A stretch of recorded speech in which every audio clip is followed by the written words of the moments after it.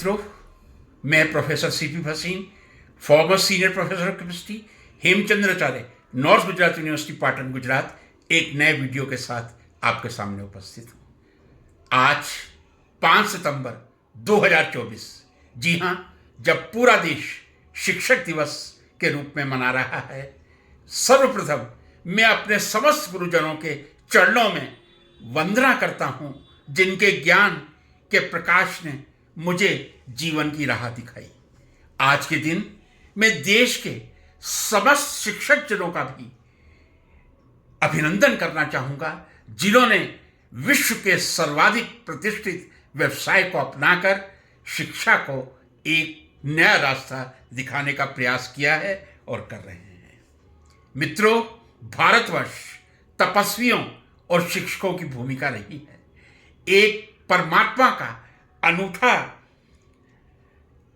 आशीर्वाद भारत की धरती पर रहा है, जहां आज से नहीं अनेक वर्षों से समय समय पर अनेकानेक प्रतिभाशाली प्रतिष्ठित शिक्षित इस धरती पर आकर और समूचे विश्व को शिक्षा की ज्योत से ज्ञान का मार्ग प्रशस्त करते रहे हैं।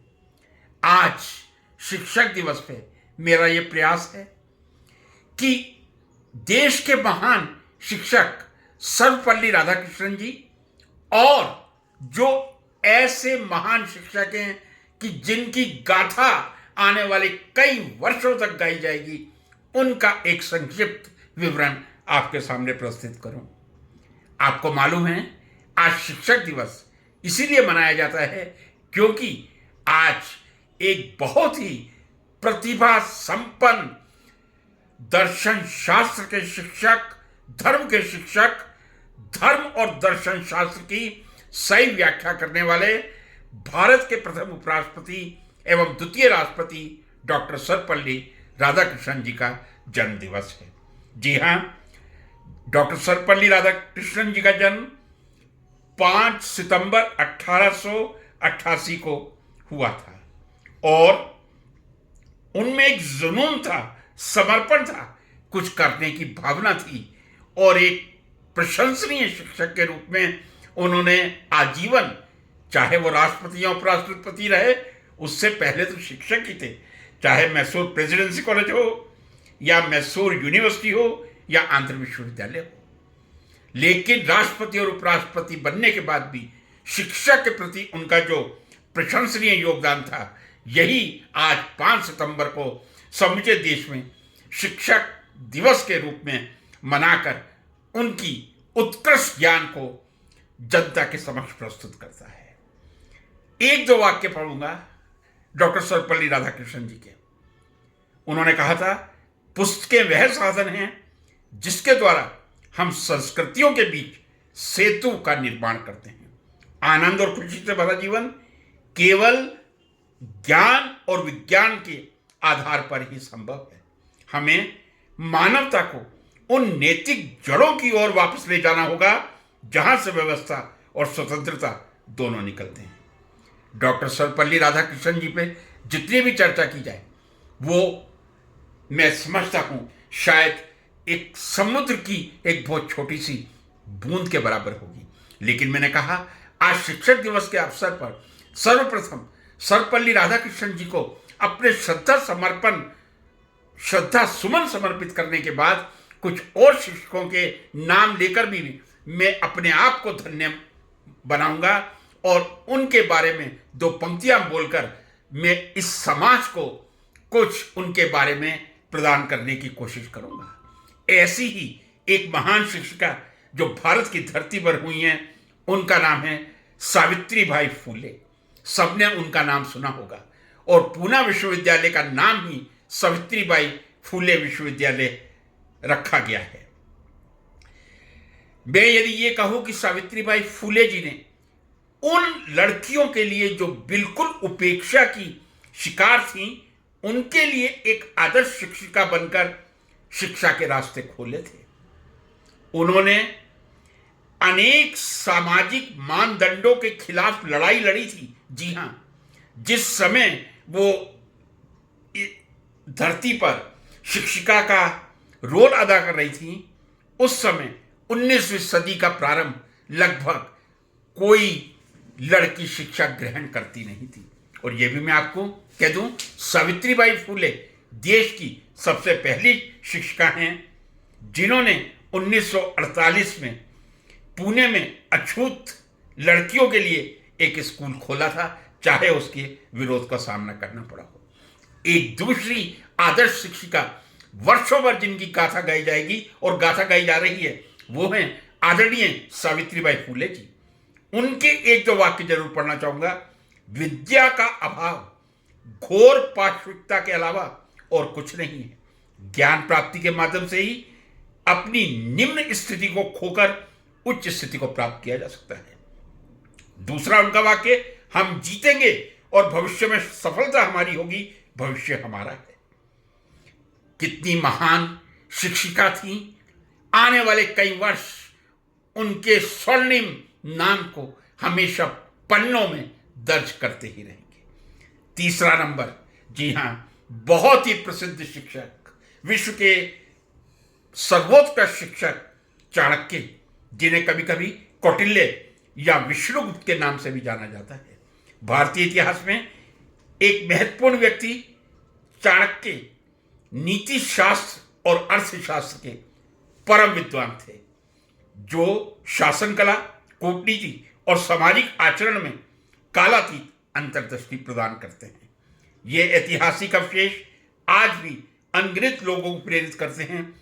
चाणक्य एक महान शिक्षक तो थे ही, वे एक दार्शनिक भी थे, जिन्होंने नेताओं, विचारकों और छात्रों की कई पीढ़ियों के लिए सफलता का मार्ग प्रदर्शित किया था।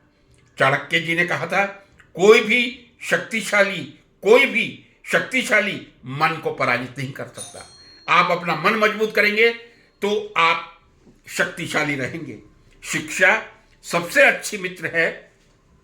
शिक्षित व्यक्ति का हर जगह सम्मान होता है। शिक्षा सुंदरता और युवावस्था को मात देती है। क्या बात कही थी। आप जो कहते हैं उससे कम पर कभी समझौता ना करें। यह गर्व नहीं है, आत्मसम्मान है। चाणक्य जी ने जो शिक्षक के आत्मसम्मान की बात कही थी, वो हमें याद है। हमें यह भी याद है चाणक्य जी का वाक्य, निर्माण और प्रलय हमेशा शिक्षक की गोद में ही पलते हैं, लेकिन उसके लिए एक शिक्षक बनना पड़ता है। मेरे इस वाक्य का मतलब समझने की कोशिश करें। चाणक्य जी के इस वाक्य को सार्थक करने के लिए निर्माण और प्रलय शिक्षक की गोद में पलते हैं, एक शिक्षक बनना पड़ता है। इसी क्रम में एक बहुत ही परम आदरणीय महामना मदन मोहन मालवीय जी, जी हां, जिन्होंने बनारस हिंदू विश्वविद्यालय की स्थापना की थी। 1861 में जन्मे मदन मोहन मालवीय जी का दृढ़ विश्वास था कि शिक्षा व्यक्तिगत सशक्तिकरण और राष्ट्रीय प्रगति दोनों का साधन है। उनका सबसे महत्वपूर्ण योगदान, जैसा कि मैंने आपसे कहा, बनारस हिंदू विश्वविद्यालय की स्थापना थी। उन्होंने सत्यमेव जयते, सत्य की ही जीत होती है, के आदर्श वाक्य को लोकप्रिय बनाया था। यदि मैं उनके कुछ उदाहरण पेश करना चाहूं, उन्होंने कहा था, यदि आप मानव आत्मा की आंतरिक शुद्धता को स्वीकार करते हैं तो आप या आपका धर्म किसी भी व्यक्ति के स्पर्श या संगति से कभी भी अशुद्ध या अपवित्र नहीं हो सकता। एक बहुत सुंदर वाक्य महामना मदन मोहन मालवीय जी की, विनम्रता के बिना ज्ञान बेकार है। जैसा अल्बर्ट आइंस्टाइन जी ने कहा था, ego is inversely proportional to knowledge. Albert Einstein भी एक बेहतरीन शिक्षक थे, मैं कह रहा हूं, जिन्होंने हाई स्कूल से शिक्षण प्रारंभ किया था और उसके बाद भौतिक शास्त्र की पराकाष्ठा पर पहुंचे थे। बहुत सही उन्होंने कहा था, जितनी ईगो बढ़ेगी नॉलेज कम होगी, और जितनी नॉलेज बढ़ेगी ईगो कम होगी। और यही बात महामना जी ने कही थी, विनम्रता के बिना ज्ञान बेकार है। इसी क्रम में एक महान शिक्षक, नोबेल पुरस्कार विजेता रविंद्रनाथ टैगोर जी की चर्चा करते हैं। ये भी देश के महान शिक्षकों में से एक रहे हैं। उन्होंने शांति निकेतन विश्वविद्यालय की स्थापना की थी। मैं समझता हूं जो योगदान महामना मदन मोहन मालवीय जी का बनारस हिंदू विश्वविद्यालय को स्थापित करने में था, वही रविंद्रनाथ टैगोर जी का शांति निकेतन विश्वविद्यालय की स्थापना में था। मैं उन सौभाग्यशाली व्यक्तियों में हूं जहां मुझे शांति निकेतन विश्वविद्यालय में फरवरी 2006 में जाने का अवसर मिला था। रविन्द्रनाथ टैगोर जी ने कहा था, खुश रहना बहुत सरल है, लेकिन सरल रहना बहुत कठिन है। दूसरा उनका बहुत प्रेरणादायक वाक्य, सर्वोच्च शिक्षा वह है जो हमें केवल जानकारी नहीं देती, बल्कि हमारे जीवन को समस्त अस्तित्व के साथ सामंजस्य में लाती है। उन्होंने कहा था, शिक्षण का मुख्य उद्देश्य स्पष्टीकरण देना नहीं, बल्कि मन के दरवाजे खटखटाना है। जी हां, एक अच्छा शिक्षक वही है जो केवल ज्ञान देता नहीं है, जो विद्यार्थी के चक्षुओं को खोल के उसके विशाल दृष्टिकोण को उससे साक्षात्कार करवाने का प्रयास करता है। अगले महान शिक्षक ओहो स्वामी विवेकानंद, जिन्होंने 12 जनवरी 1863 को कैलकाटा में जन्म लिया था और 4 जुलाई 1902 को 39 वर्ष की आयु में इस पृथ्वी से अलविदा कर लिया था। उनके जैसा शिक्षक 39 वर्ष में जो उन्होंने हिंदू धर्म और धर्म की शिक्षा ग्रहण की थी, स्वाभाविक है उनके गुरु रामकृष्ण परमहंस का उसमें योगदान था। लेकिन जितना रामकृष्ण परमहंस का योगदान स्वामी विवेकानंद जी के निर्माण में था, उतना ही स्वामी विवेकानंद जी का योगदान रामकृष्ण परमहंस जी को प्रसिद्धि प्रदान करने में था। मैं समझता हूं स्वामी विवेकानंद जी से यदि कोई देश का युवा, कोई शिक्षक परिचित नहीं है, तो ये तो फिर हमारा परम दुर्भाग्य ही होगा।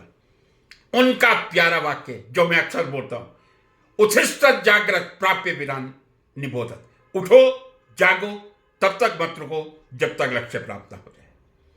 उन्होंने कहा था, जब आप व्यस्त होते हैं तब सब कुछ आसान होता है, लेकिन जब आप आलसी होते हैं कुछ भी आसान नहीं होता। उन्होंने कहा था, दिन में कम से कम एक बार अपने आप से बात करें, अपने आप से साक्षात्कार करें, अन्यथा आप इस दुनिया में एक बेहतरीन व्यक्ति बनने से चूक जाएंगे। ये मैं फिर कहूंगा, विवेकानंद जी का यदि मुझे सर्वश्रेष्ठ वाक्य लगता है, आप अपने आप से साक्षात्कार कीजिए। यदि आप दिन में एक बार अपने आप से साक्षात्कार नहीं करते, मीन्स इंट्रोस्पेक्ट होने की कोशिश कीजिए। यदि आप अपने आप से साक्षात्कार नहीं करते तो एक बहुत बड़े बेहतरीन व्यक्ति को आप मिलने से चूक जाएंगे। अगले पायदान पर हैं आहा हमारे देश के महान शिक्षक, missile man doctor APJ Abdul Kalam, जिन्हें मिसाइल मैन कहा जाता है, और उन्होंने अनेक पुस्तकें लिखकर इस देश को अंतरिक्ष के क्षेत्र में जो प्रगति प्रदान की है, मैं नहीं समझता कि आने वाले समय में उनके समकक्ष कोई राष्ट्रपति, उनके समकक्ष कोई शिक्षक या उनके समकक्ष कोई अवकाश वैज्ञानिक हो सकेगा।